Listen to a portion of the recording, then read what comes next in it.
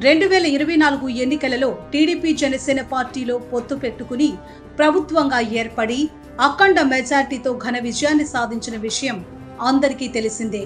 ఇక ఈ ప్రభుత్వం అధికారంలోకి వచ్చి ఏడాది సంబరాలను పూర్తి చేసుకుంది.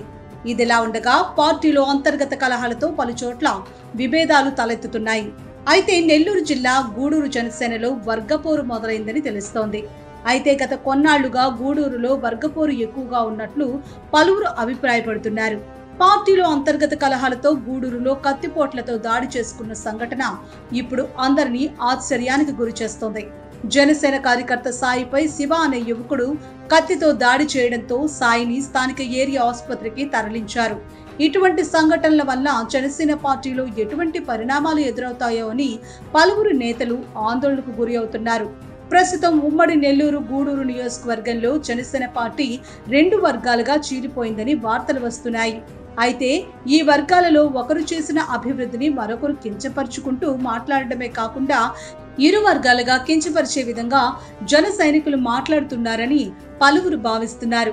రేషన్ షాపులు ప్రారంభించిన రోజునే ఇరు వర్గాల మధ్య వాగ్వివాదం జరగడంతో ఇది మనసులో పెట్టుకున్న శివ ప్రతీకారం కోసం సాయిపై కత్తితో దాడి చేసినట్లు తెలుస్తోంది.